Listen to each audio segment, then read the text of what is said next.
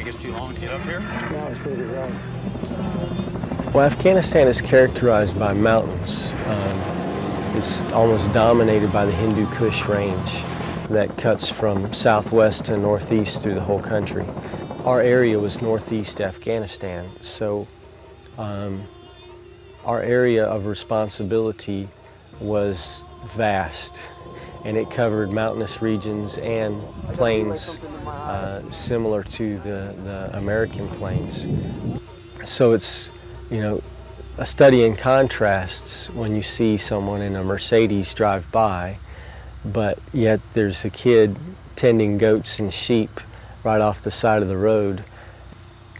The mountains themselves, though, are great places to hide in. And if you found a cave, you'd go investigate the cave and see what was in there and what it held.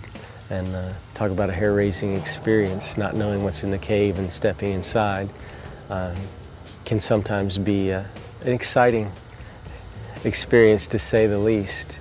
But just to check that out and thoroughly do a reconnaissance of those areas was a chore from time to time, but it had to be done. Because intelligence gathering, it's not always sit back and read a new file on the computer. You had to go out and get what you could call raw data at times. So at times it required us to operate in a low-level manner of operations. Another technique is to do close target reconnaissance at times. And this, with my dark coloring and features, was helpful at times. I was wearing a beard, and so I could dress in the local garb and fit in quite well, and drive by a local place that we had our eyes on and take digital photos. You think about Desert Storm, we didn't have the capability to necessarily, at that level, send up a digital photo straight to the A-10 squadron that was going to be flying a mission for you. Nowadays we do. And we knew that there was a bad guy in a specific place. We would go and attempt to get the bad guy. And as a result, it helped out quite a bit because the aircraft already knew, the flight lead knew which building I was talking about when I said North Building number 1. I could already annotate that on a satellite photo and send it straight to flight lead. I would estimate probably 80 to 90% of the locals in Afghanistan want nothing more than peace and security and are happy to see the American presence there. Just in the 8 months that I was gone, I saw economic progress start to happen. So to people who say that, you know, America's not doing a good thing by being involved in these countries, I would say you're wrong. Simply because before the American presence in Afghanistan, the average Afghani had no hope. He lived for today, and it was survival for today.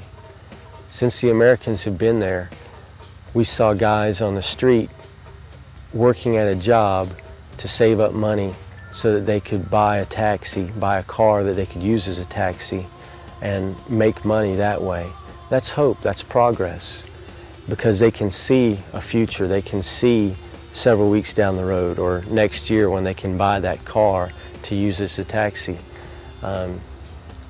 Whereas before the Americans were there, they were living just day to day and they could not see that far into their future. So that to me made me feel good about our involvement there, and specifically my involvement and my contribution to the overall effort.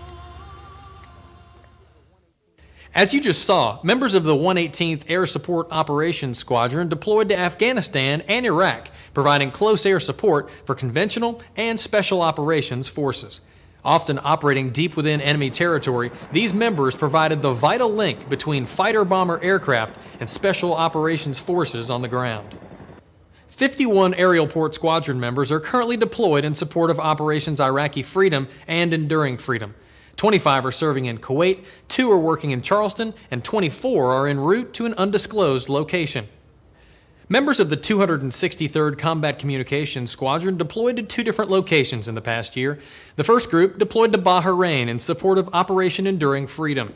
Their mission was to augment a Navy telephone switch needed by U.S. Central Command in the Southwest Asia area of responsibility. The second group deployed to Kuwait in support of Operation Iraqi Freedom. Their assigned mission was to deploy, install, and operate some of the most sophisticated command, control, communications, and computer systems in the Air Force inventory. What began as a bare-base location transformed itself into a center that ultimately moved over 200,000 troops and 88,000 short tons of equipment to the fight in Iraq. Members of the 235th Air Traffic Control Squadron deployed to Afghanistan and Qatar. The mission assigned to these airmen was to provide air traffic control services and facilities at joint use airfields. This squadron represents the North Carolina Air National Guard's newest mission. New squadrons are not traditionally tasked to support combat and contingency operations, but this unit was deployed 3 separate times.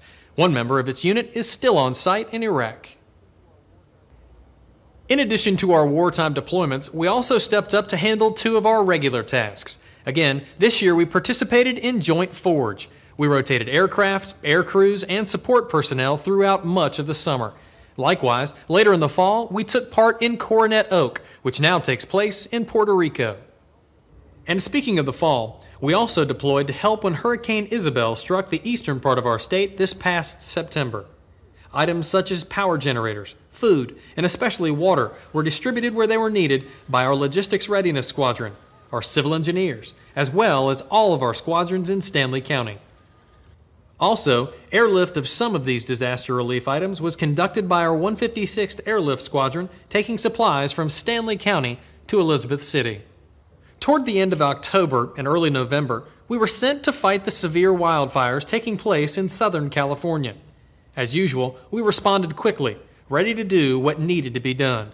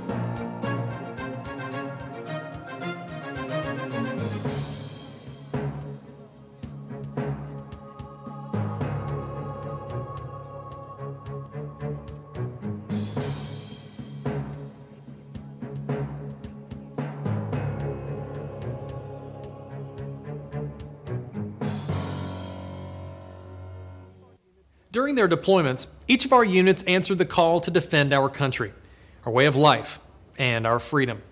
Each accomplished its mission in an outstanding manner, and each followed a strong tradition of patriotism and commitment to duty set in stone by you, our retired members of the North Carolina Air National Guard.